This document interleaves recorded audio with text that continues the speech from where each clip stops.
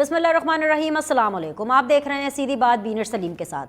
13 अप्रैल से पहले खैबर पख्तूनख्वा और पंजाब की असम्बलीज जो कि तहलील कर दी गई थी, उनके इंतखाबात होने हैं। ऐसा किसी की मांग नहीं है, बल्कि ये आइन कहता है कि अगर असम्बलीज तहलील हो गई हैं तो 90 दिनों के अंदर अंदर इंतखाबात होने हैं। आज अगर मैं बात करूँ तो 9 फरवरी है और आज के दिन तक सब एक दूसरे से सींग फंसाए बैठे हैं। इन सब में कौन कौन शामिल है वो मैं आपको आगे चल के बताती हूँ, लेकिन सबसे पहले आपको ये अंडरस्टैंडिंग होनी चाहिए कि जो इंतखाबात हैं, जो इलेक्शंस हैं, सूबाई हों, बाई इलेक्शंस हों, जनरल इलेक्शंस हो या कोई भी इलेक्शंस हो, वो इंतखाबात इलेक्शन कमीशन ने कराने होते हैं।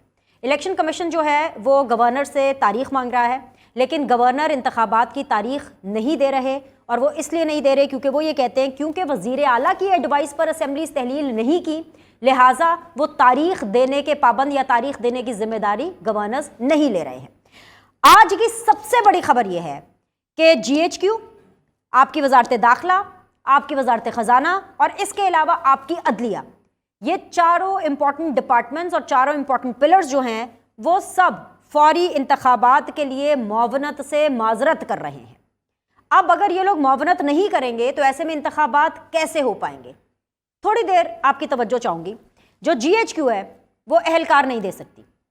दाखिला ये कह रही है कि जी हम पुलिस प्रोवाइड नहीं कर सकते।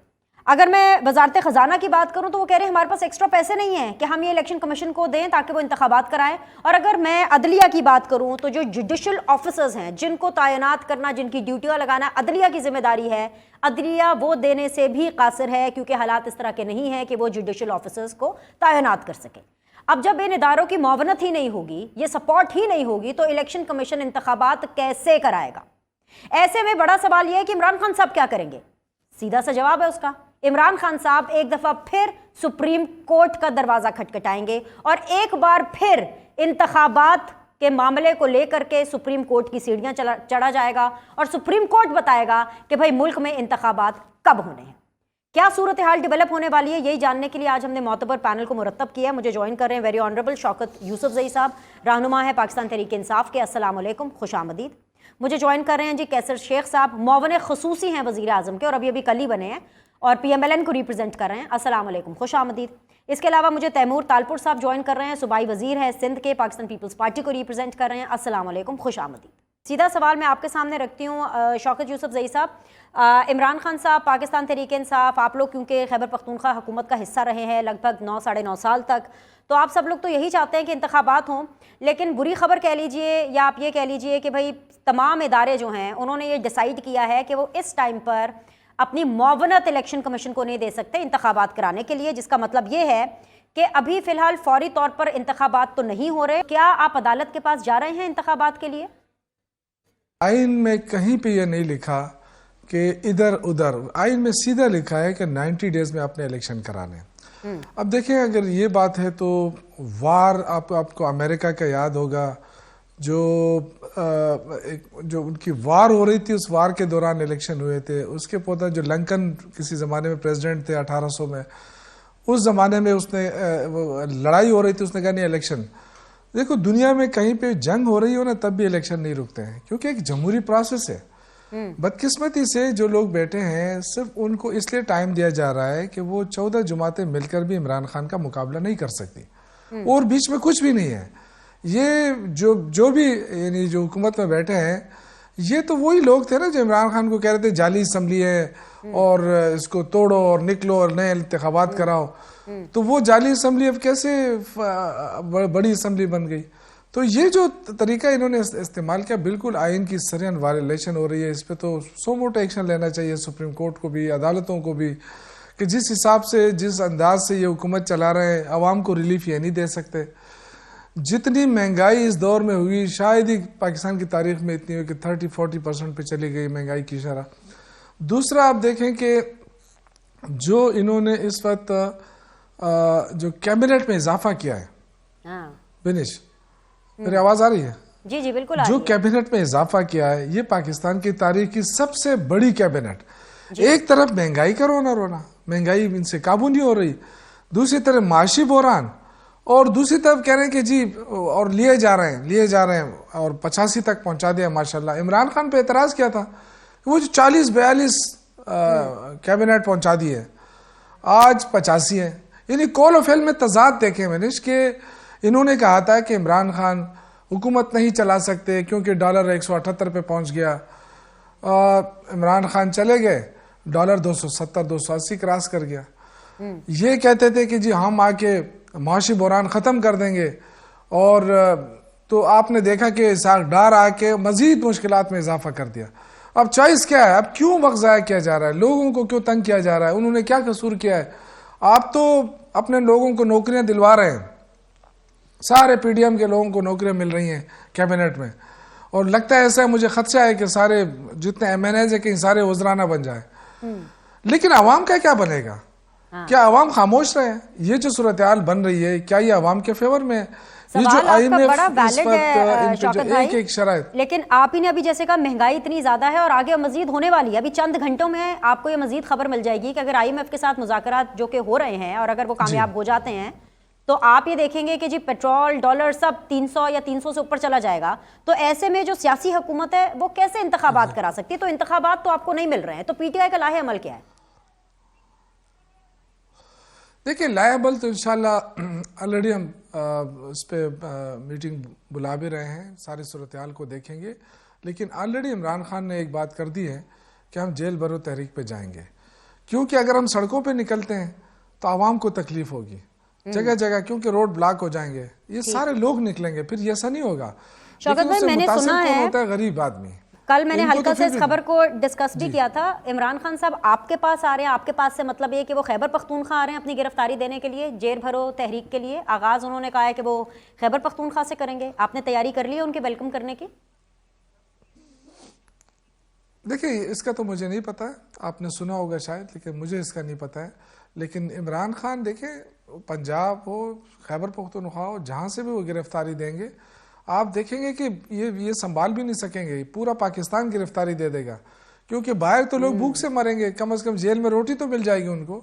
ये तो देखें जो सूरत हाल इन्होंने बना के रखी है, अपने इक़्तिदार को ये दवाम दे रहे हैं। ये जितना इसको लेंगर ऑन करेंगे, अवाम तकलीफ में है, इनको आवाम की तकलीफ के देखे बिनिश, ये इनको एहसास तक नहीं है। इमरान खान को ये एहसास तो था ना जब उसने लंगर खाने खोले थे।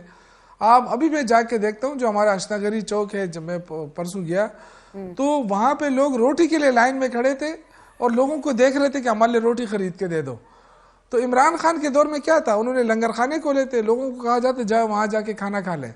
चलिए, रात को अभी भी फुटपाथ पे लोग सो रहे हैं फिर दोबारा, क्योंकि वो जो पनाहगाहें वो बंद हो गई। कैसर शेख साहब को मुबारकबाद दे दें। एटलीस्ट इस पैनल में दो लोग बहुत खुश होंगे। एक तो तैमूर तालपुर साहब, क्योंकि वो सूबाई वजीर है सिंध के, उनकी नौकरी भी सिक्योर है, प्रोटोकॉल भी उनका सिक्योर है। और दूसरा कैसर शेख साहब, क्योंकि जब ये लिस्ट 85 पर पहुंची ना सर, तो उनमें कैसर शेख साहब का भी नाम शामिल था। तो कैसर शेख साहब को आप मेरे साथ मिल करके दिल बड़ा करके मुबारकबाद दीजिए। कैसर भाई, बहुत बहुत शुक्रिया ज्वाइन करने के लिए, आपको बहुत बहुत मुबारक हो। आपका नाम 85th नंबर पर नहीं बल्कि कैबिनेट में पहले बैच में होना चाहिए था, सबसे पहले मैं ये बता दूं। लेकिन अब आप सबसे पहले तो ये बता दें कि आपका नाम ये जो आखिरी बैच में आया है, ये क्यों आया? आप नाराज हो गए थे? आपकी क्वालिटीज शहबाज शरीफ साहब को बाद में पता चली कि आप इकोनॉमी के ऊपर अच्छी महारत रखते हैं, हुआ क्या? मतलब एकदम से आखिरी बैच में आपका नाम क्यों नहीं आया? पहले क्यों नहीं कैसर शेख को मामले खुसूसी बनाया गया? अच्छा, मुझे क्यों नहीं लिया गया, ये तो पार्टी की मर्जी होती है। मेरी तो पॉलिटिक्स ही यही है, क्योंकि मैंने दुनिया देखी ही है, मुख्तलिफ उनको तरक्की करते देखा है। जब चीन में पहली बार हम गए ना 72 में, मैंने बिजनेस के लिए चीन में गया, तो वहाँ का ये आज मैं आपसे बात करूँगा तो आप शायद उसका तमस्सर उड़ाएं। मैं कहूँगा कि मैं उन लोगों में शामिल हूँ जिन्होंने चीन को कारोबार करना सिखाया है। कितनी हैरान कुन बात है, दुनिया की सेकंड लार्जेस्ट इकानमी है, उनको बिजनेस का नहीं आइडिया था। हम चनियोट वाले, हम और बिजनेसमैन, हम मेहमान हजरात वहाँ पे जब बिजनेस को जाते थे। कैसर शेख साहब, मजाक तो खैर मैं नहीं कर सकती, तैमूर साहब हंस रहे हैं, ये तैमूर साहब हंस रहे हैं, मैं नहीं हंस रही। लेकिन मैं आपसे ये सवाल जरूर करूंगी कि आपने अगर चाइना को, मैंने पहले ही कहा कि हंसने वाली, अच्छा ये एक और बात, आपने चाइना को बिजनेस नहीं, कैसे मेरा सवाल तो सुन लें। इस वक्त भी नहीं, मैं आप ही के साथ हूँ सर, आप ही के साथ हूँ। आपने चाइना को बिजनेस करना सिखाया सर, मैं मान रही हूँ, आप मेरे बुजुर्ग हैं, मेरे मोहतरम हैं, आपने कहा मैं मान रही हूँ, तैमूर साहब माने या ना माने, लेकिन शहबाज शरीफ साहब को अब सियासत करना तो सिखा दें। डॉलर कहाँ का कहाँ चला गया, अच्छा, पेट्रोल कहाँ का नहीं, कहाँ चला गया सर? मैं आप ही वो भी के बात सर करता हूँ। मुझे सवाल तो करने देना, उसके साथ आप बात पूरी कर लीजिएगा। सॉरी सर, अच्छा नहीं लग रहा, मेरा सवाल मुकम्मल होने दें। अरकान कौमी असम्बली जो है वो शहबाज शरीफ साहब को ये कह रहे हैं कि महंगाई बहुत ज़्यादा है, PMLN अगर इंतखाबात हुए तो इस महंगाई में बह जाएगी। ये बात सच है, ये ऑन रिकॉर्ड है। यहाँ तक कि शहबाज शरीफ साहब बेबस हैं, वो कह रहे हैं सूरत हाल वाकई बहुत ख़राब है। तो आप फिर सीधी तरह कहते हैं कि आप नहीं इलेक्शन कराना चाहते, अभी आप डिलेइंग टैक्टिक्स इस्तेमाल कर रहे हैं और इसलिए नहीं कराना चाहते क्योंकि आपकी हुकूमत की परफॉर्मेंस बहुत ख़राब है। अब आप अपनी बात मुकम्मल करें। एक फिक्रा ये है कि डॉक्टर महबूब हक जो पाकिस्तान के सबसे बड़े रिनाउंड इकॉनमिस्ट हैं रहे, फोत हो गए, उनको जब कोरिया वालों ने अपनी टीम भेजी, पाकिस्तान उस वक्त तरक्की कर रहा था, तो उन्होंने उनको कोरिया वालों को बताया कि पाकिस्तान किस वजह से उनकी हमारी प्लानिंग क्या है और हम तरक्की कर रहे हैं। तो मैं इस वक्त डॉक्टर महबूब हक जब इंतकाल कर गए तो उनकी बेगम ने मुझे महबूबुल हक ह्यूमन डेवलपमेंट सेंटर का चेयरमैन इस वक्त भी मैं हूँ, जिन्होंने कोरिया को, इस बात पे भी तैमूर साहब को हंसना चाहिए और ये फैक्चुअल पोजीशनें हैं जो। अच्छा बहरहाल, अब आपका सवाल जो है ये हकीकत है कि महंगाई बहुत ज़्यादा हो गई है। ये वजह क्या है, वजह क्या है इनका, मैं आप ये इनकी बात सुन लेना। जो कोई महंगाई है इसमें ये नहीं है कि हमारी हुकूमत का रोल नहीं है, लेकिन ज़्यादा रोल उसमें PTI का है। जो कुछ इन्होंने किया, हमें छोड़ा, इन्होंने 4,500 अरब रुपए का जो करंट अकाउंट डेफिसिट छोड़ा है 2022 जून में। अगर कोई फिगर में फ़र्क हो तो ये ठीक कर लें। और इन्होंने 100 अमीर लोगों को 450 अरब रुपए का कर्जा बगैर किसी इंटरेस्ट के दे दिया, बजाय कि वो आप SME को देते, छोटे और दरमियाने तबके को देते। ये हकीकत है, अगर फर्क हो मैं जिम्मेदार हूं। आप कर्जों की बात कर रहे हैं, यहाँ पे खाने के लिए रोटी नहीं है। मैं आती हूं आपकी तरफ वापस कैसर शेख साहब, आज जो रोटी नहीं मिल रही उसकी वजह भाई पानी है ना सर, अवाम के पास पानी नहीं है पीने के लिए, इसी वजह से हालात आ गए हैं। पर उसकी सुन तो ले, नहीं है, मैं भी कह रहा हूँ पेट्रोल भी नहीं है, बूंद बूंद के लिए तरस गए हैं पेट्रोल की। क्यों है उसका? मैं क्या अब आपसे बात करूं कैसर शेख साहब? खुश तो मैं हूं कि आपकी काबीना 85 पे चली गई है, मेरी तरफ से 100 पे कर दे, लेकिन आवाम को फिर रोटी भी देना। तैमूर के पास मुझे जाना, मेरे साथ बने रहिए कैसर भाई, प्लीज बने रहिए मेरे साथ। तैमूर अस्सलाम वालेकुम। तैमूर साहब इतने आपके पास पढ़े लिखे काबिल, ये देखे ना कैसर शेख साहब का प्रोफाइल सुनकर तो मेरे होश उड़ गए हैं भाई। ये जो उन्होंने मुझे प्रोफाइल बताया है, फिर भी आपसे ना महंगाई कंट्रोल में आ रही है, ना कारोबार चल रहे हैं, आपसे मुल्क नहीं चल पा रहा है। और उसके ऊपर अगर सुप्रीम कोर्ट अगर ये बोले कि भाई तमाम मसाइल का जो हल है वो अवाम के पास है, अवाम जो है इन तमाम मसाइल का हल है, यानी कि इंतखाबात की अगर सुप्रीम कोर्ट बात करे और अगर वो इमरान खान को आम शहरी ना समझे और सुप्रीम कोर्ट ये कहे कि जी इमरान खान साहब को आम शहरी नहीं मानते, वो पॉलिटिकल पॉपुलर पार्टी के लीडर है और पार्लियामेंट को जानबूझकर आप लोगों ने नाम मुकम्मल रखा हुआ है, तो सर फिर किस मुंह से आप लोग हुकूमत कर रहे हैं? छोड़े सब कुछ, घर जाएं सर। बिस्मिल्लाहिर्रहमानिर्रहीम। बहुत बहुत शुक्रिया बीनिश। सबसे पहले मुबारकबाद दूंगा कैसर शेख साहब को, उनकी इंक्लूजन में काबीना में ऐसे लोगों की हमें अशद ज़रूरत थी और है, और मुझे उम्मीद है कि बेहतरी लाएंगे हमारे मुल्क के लिए। अब आते हैं आज के हालात पे। आपके ख्याल से जो 4 साल PTI ने हशर किया है इस मुल्क का और इस इकॉनमी का, उसके बाद एकदम से हालात क्या संभल सकते हैं? एकदम से नहीं संभल सकते। दूसरी बात, आपने जो बात की कि अगर सुप्रीम कोर्ट कह दे कि आवाम के पास जाएं, तो आवाम के पास तो जाना है। मेरे ख्याल से अक्टूबर या नवंबर में जनरल इलेक्शन होने हैं, तो लोगों को फिर से मौका मिलेगा अपनी चॉइस करने का, अपनी पसंद की हुकूमत को लाने का, अपने जिनका वो बेहतर मफाद अपने मुल्क का समझ उनका। आइन तो कहते हैं 90 दिन के अंदर कराने हैं सर, और आप तो हमें आइन पढ़वाने वाले हैं। आप तो शौकत यूसुफजई साहब को कहते हैं कि जी आइन में ये लिखा है, आइन में लिखा है वोट ऑफ नो कॉन्फिडेंस के जरिए हुकूमत कैसे जाती है, तो उसी आइन में लिखा है कि 90 दिन के अंदर इंतखाब कराने हैं सर। बिल्कुल बजा फरमाया। प्रेसिडेंट जरदारी साहब की बहुत क्लियर सोच है और बड़ा क्लियर उन्हें बताया हुआ है कि वो इलेक्शन चाहते हैं और वो 90 दिन के अंदर ही चाहते हैं। और उनका कहना है कि जिस तरह से हमने PTI को क्लीन बोल्ड किया है कराची में, जो कोई सोच नहीं सकता था, इसी तरह से इंशाल्लाह ताला पंजाब में भी इनको क्लीन बोल्ड करेंगे और KPK में भी इंशाल्लाह बेहतर रिजल्ट आएगा इस बार। तो हम इलेक्शन चाहते हैं और हम इलेक्शन का डिले नहीं चाहते। अगर कोई मजबूरी है जिसमें इनके पास फोर्स नहीं है, फ़ौज अपने टेररिस्ट के खिलाफ ऑपरेशन में बिजी है, रेंजर्स उनके साथ अलग बिजी है, इलेक्शन कमीशन अपना लोग दे नहीं सकता, जुडिशरी से आ नहीं सकते, तो फिर तो डिले तो आएगी मेरे ख्याल से। पर मैं बड़ा क्लियर रखता हूँ पाकिस्तान पीपल्स पार्टी का मौक़िफ़ कि we are in favour of elections on time, not a day before, not a day later. एक ब्रेक ले लेते हैं, और ब्रेक के आपने बाद वापस आएंगे। एक और भी ब्रेक भी ऐसे ही होती है सर, ना 1 मिनट पहले ना 1 मिनट बाद। तैमूर तालपुर साहब, हम भी अपना शो जो है ना बड़े पार्लिमानी रिवायात के हिसाब से करते हैं। एक ब्रेक लेंगे, ब्रेक के बाद वापस आएंगे, डिस्कशन को जारी रखेंगे। ब्रेक के बाद जो आप लोग को खुशामदीद कहते हैं, अस्सलाम वालेकुम। आप देख रहे हैं सीधी बात बीनर सलीम के साथ। सीधी बात जोन में मेरे साथ मौजूद है तैमूर तालपुर साहब, कैसर शेख साहब एंड शौकत यूसुफजई साहब। शौकत यूसुफजई साहब, आप लोग मेन कल्प्रेट हैं, सब कुछ आप लोगों ने किया, इकोनॉमी आप लोगों ने बर्बाद की, मुल्क को इस नहज पे लाके खड़ा कर दिया कि दहशतगर्दी दोबारा पनप रही है। अब इसीलिए जो इदारे हैं वो अपनी सपोर्ट नहीं दे पा रहे इंतखाबात के लिए, और ऐसे में फिर आप कहते हैं कि जी अदालतों को सू मोटो लेना चाहिए। सर सारा कुछ किया कराए आप लोगों ने शौकत भाई? देखिए बेनिश, सबसे पहली बात तो है कि अगर हमारा क्या हुआ सब कुछ हमारा ही है तो इनको क्या ज़रूरत थी ये इल्ज़ाम लेने की। अब तो 9 महीने हो गए ना, अब तो ये एक्सक्यूज़ ख़त्म हो जाना चाहिए ना, क्योंकि सारे जितने पाकिस्तान के तजुर्बाकार थे पैसे बनाने में वो तो सारे मौजूद हैं, हुकूमत के अंदर आ गए हैं। तो फिर तो इनके पास पैसों की रेल पेल हो जानी चाहिए थी ना। जब अपने लिए बना सकते हैं तो पाकिस्तान के लिए उनका क्या मसला आ रहा है। देखिए इमरान खान के दौर में अगर आपको याद है, कोरोना था 2 साल, और कोरोना के बावजूद इंडस्ट्रियाँ जो है वो चल रही थी और एक्सपोर्ट बढ़ रही थी और तामीराती कामों में इजाफा होता, लोगों को रोज़गार मिल रहा था। जो बात ये कर रहे हैं, देखिए 2008 में क्या हालात ख़राब नहीं थे?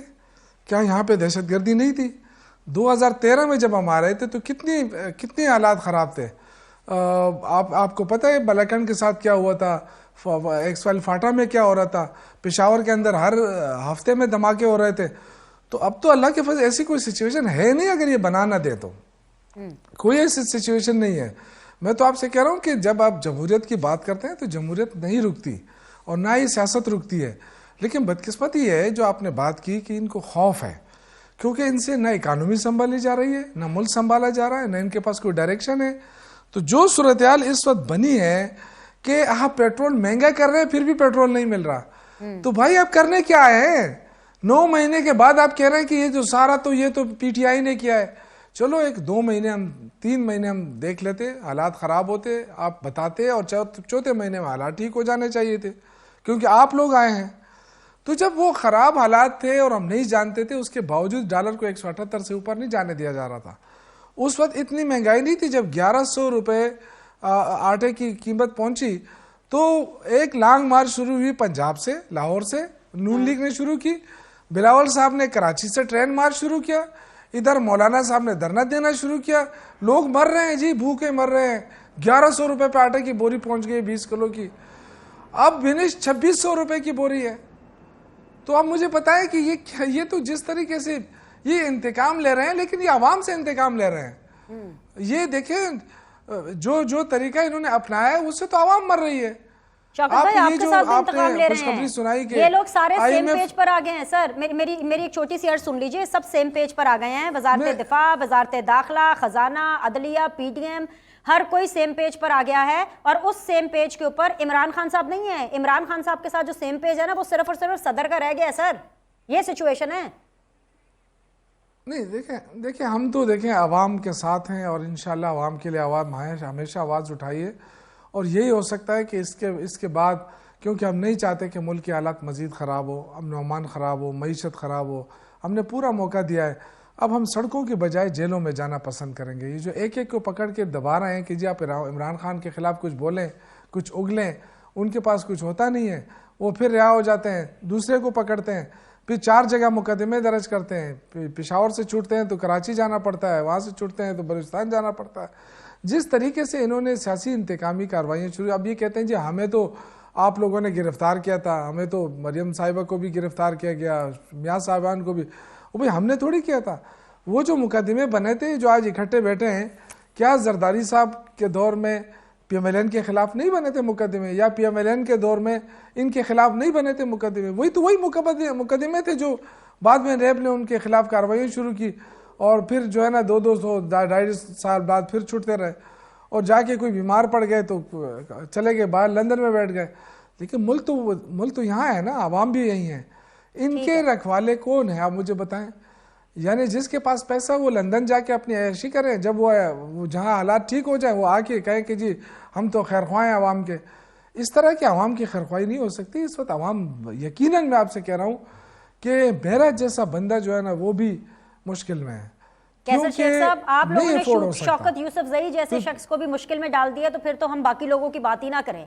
मतलब ठीक है, आपने बदला लेना था, ये कैसर तो साहब आप PTI से विनेश लेते इनसे ना, ये आप आवाम पूछे से कि क्यों ले रहे हैं? ये कैसर जी। साहब, ये कैसर शेख साहब वो तो नहीं है जो अखबार में बड़े बड़े इश्तिहार देते थे किसी ज़माने में। मैं जब जर्नलिस्ट था तो एक शेख साहब थे, वो इश्तिहार बड़े बड़े देते थे जंग में और मुख्तलिफ अखबारों में, और उस वक्त की जो नहीं, PMLN की मैं वो हुकूमत नहीं हूँ। होती थी नहीं, उसको उसकी मैं तारीफ। वो- अच्छा वो नहीं है, ठीक है, ओके जी ओके। जी अच्छा, शेख साहब, ये- आपने जी, इंतकाम शौकत PTI यूसुफ- से लेना था, आप तो जी। उनके चक्कर में आवाम से इंतकाम लेना शुरू हो गए हैं। बस कर दें सर, हाथ जुड़े हुए देख लें हम लोगों के, बस जी। अब दम निकलने वाला है आवाम का। देखिए खान साहब को तो आप पकड़ नहीं पा देखिए, रहे, बिनेश, उनको इसमें ना आप कोई अरेस्ट शक कर नहीं। पा रहे हैं, ना उनके खिलाफ नहीं, कोई केस कर पा रहे हैं, अवाम के ऊपर अपना एग्रेशन और गुस्सा निकाली जा रहे हैं। जी सर। बिनेश इसमें कोई शक नहीं है कि अवाम इस वक्त बहुत बुरे हाल में। शौकत यूसुफजई साहब ने जो बातें की हैं ना, देखिए जो लॉजिकल बात है ज़रूर हमें करनी चाहिए। मैं इनसे ये पूछना चाहता हूँ, बड़े सेंसिबल आदमी हैं, मैं पूछना चाह रहा हूँ कि इन हालात में क्या इंतशार से हमारे मामलात बढ़ जाएंगे? ये जो हमारे यहाँ, ये मुझे बता दीजिए कि इनके दौर में भी और हमारे दौर में भी अगर बाहर का कोई इन्वेस्टर यहाँ नहीं आ रहा, क्योंकि पूरी दुनिया में मेरा जो तजर्बा है और जो मैंने देखा है, पूरी दुनिया ने तरक्की तब की है जब उनके यहाँ बाहर का इन्वेस्टमेंट आई है, बाहर के लोगों की कॉन्फिडेंस आया। हमारे यहाँ कोविड कम हुआ, इनके सही कह रहे हैं कि पाकिस्तान में कोविड का इतना इम्पैक्ट नहीं हुआ जितना इंडिया में हुआ, लेकिन इंडिया में 50 अरब डॉलर के लोग बाहर से पैसा ला के इनके दौर में ही उन्होंने हर साल इन्वेस्ट कर रहे हैं। हमारे यहाँ 1 अरब डॉलर भी नहीं आ रहा। देखिए हमें ये क्यों मामलात क्यों, मैं मानता हूँ इस वक्त आवाम की बहुत बुरी हालत है, हमारी इकानमी इस वक्त वर्स्ट पोजीशन में है। मुझे 57 साल तो बिज़नेस में हो गए, मैंने कभी सोचा भी नहीं था इस किस्म के हालात होंगे जो बिज़नेस के हो गए, और आम आदमी ज़्यादा तकलीफ़ में है इस वक्त। लेकिन अगर हम इंतशार करते रहेंगे, ये किसी जगह तो बैठे नहीं, हम इनसे कहते रहे, 6 साल से कहते रहे कि चार्टर ऑफ इकानमी करें, आइए बैठ जाइए, कोई एक दिन में इकानमी ख़राब नहीं होती। ये पिछले 30 साल से हम जो अपनी चादर से ज़्यादा पाँव फैलाए हुए हैं उसका असर है। मैंने तो बड़ी माइन्यूटली देखा है।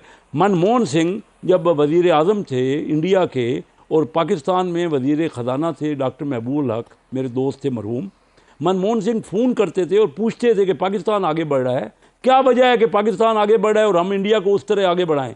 उनके यहाँ ओपनिंग अप पॉलिसियाँ हमारे यहाँ से शुरू हुई, हमारे यहाँ पहले थी। मतलब ये कह रहे हैं कि हम मतलब जवाब भी आपसे ले लेंगे यूसुफ। देखिए जब तक हम इंतशार करते रहेंगे ना, मिल के ही नहीं बैठे। हमने जानबूझ के आज भी इनको बार बार अपने वक्त में ज़रूर बोलिएगा, आप अपनी बात कीजिएगा।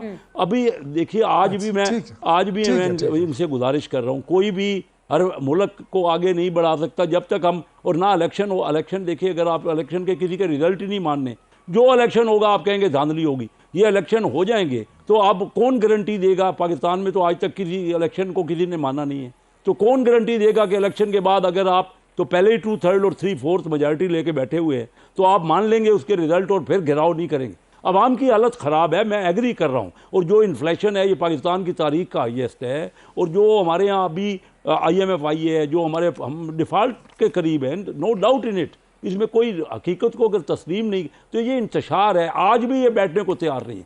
हम कह रहे हैं कि इन हालात में भाई पाकिस्तान पहले संभाल लो, बाद की बातें। इलेक्शन कैसे होगा? किस पाकिस्तान का इलेक्शन होगा? यहाँ पाकिस्तान क्या अपनी जगह पे होगा? बाकी जमातें आपके साथ हैं, आप अभी भी जो ऑपोजिशन में बैठी एक PTI है उसी को कह रहे हैं कि हमारे साथ आके बैठ जाओ तो संभालना। तो सर फिर कोई बात आती ना, आप लेने क्या आए थे? अच्छा भाई, बिलावल भुट्टो जरदारी साहब जो है वो भी IMF से रिक्वेस्ट कर रहे हैं कि जरा हाथ हौला रखें, शराइत थोड़ी जरा हल्की रखें, बिकॉज आज जो है वो फाइनल राउंड है मुज़ाकरात का, और कुछ घंटों के बाद जो है फैसला हमें आ जाएगा। मजीद क्या इस हवाले से अपडेट होगी हम जानने की कोशिश करेंगे। एक छोटा सा ब्रेक लेते हैं, ब्रेक के बाद वापस आएंगे, डिस्कशन के सिलसिले को जारी रखेंगे। ब्रेक के बाद जी आप लोग को खुशामदीद कहते हैं। फाइनल राउंड ऑफ डिस्कशन है जी। तैमूर तालपुर साहब, फिर क्या सोचा आप सब लोगों ने मिलकर? मुझे पीपल्स पार्टी का मौक़िफ़ नहीं, मुत्तहिदा हुकूमत का मौक़िफ़ चाहिए, क्योंकि हुकूमत के अंदर आप काबीना का हिस्सा हैं, आप लोग जो मिनिस्ट्रीज़ हैं वो भी इंजॉय कर रहे हैं। बिलावल भुट्टो तक जो है पर्सनली IMF को ये कह रहे हैं कि भाई ज़रा हाथ हौला रखें। किस तरह निपटना है इस पूरी सूरत हाल से? आप सारे मिल करके भी पाकिस्तान को सही ट्रैक पर नहीं ला पा रहे हैं।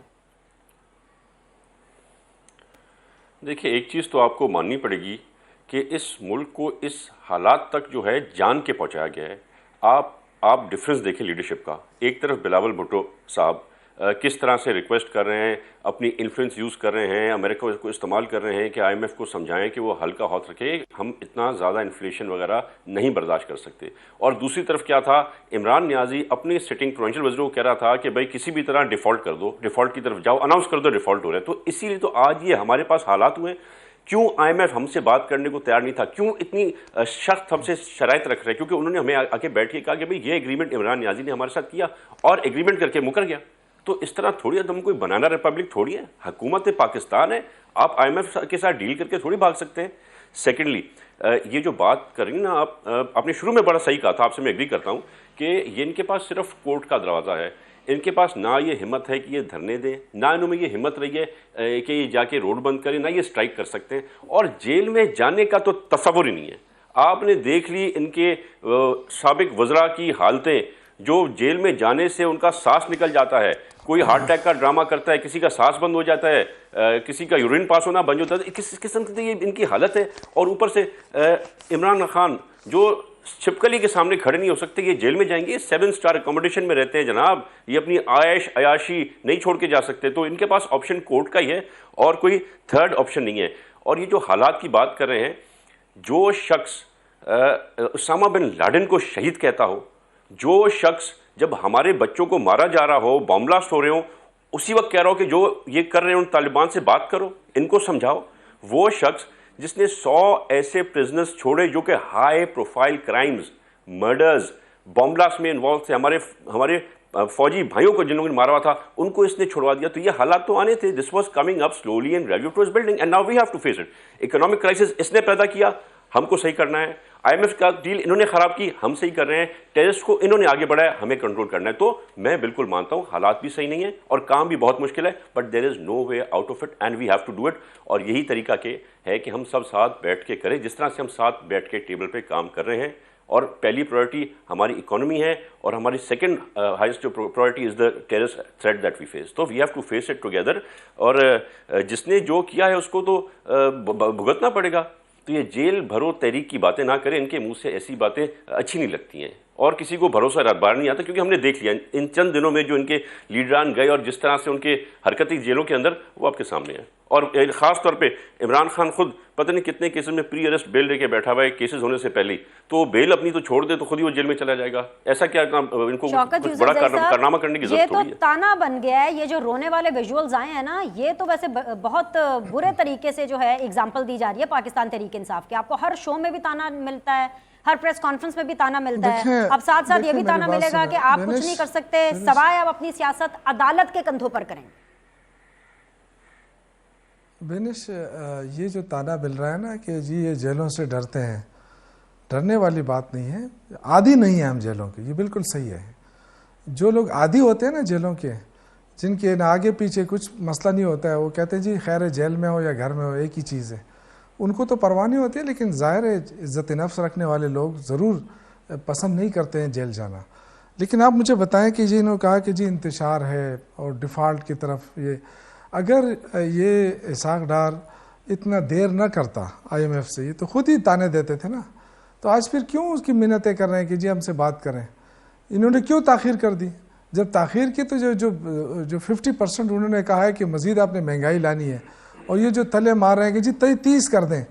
आपका क्या ख्याल है 30% भी अगर महंगाई में इजाफा होता है तो क्या ये लोग इनको छोड़ देंगे? हमारी तो छोड़े, हम तो एक पार्टी हैं, पॉलिटिकल पार्टी हैं, आवाम इनको छोड़ देंगे? ये घरों से निकल सकेंगे? और ये देखें, ये इनकी जो होती है ना फ्रस्ट्रेशन, एकदम डायरेक्ट इमरान नियाजी एकदम ये फ्रस्ट्रेशन है। देखिए भाई, मुकाबला करना है, पॉलिटिकल मुकाबला करें। ये जेलों वाले मुकाबले हमने आपसे नहीं कहा था कि आप जितने जेल गए हम भी उतने जेल, हमने कोई करप्शन की नहीं, हम क्यों जेल जाए? हम क्रिमिनल लोग तो नहीं है कि जेलों में जाएं, और न इस पर हम आपके साथ कोई मुकाबला करते हैं, लेकिन अपने अवाम के लिए ज़रूर जाएंगे। ये इमरान खान का कहना है, अवाम की खातिर जाएंगे, क्योंकि देखिए हाल क्या है, पॉलिटिकल इंस्टेबिलिटी है। ये कहते हैं कि जी ये इलेक्शन नहीं हो सकते। क्यों नहीं हो सकते भाई?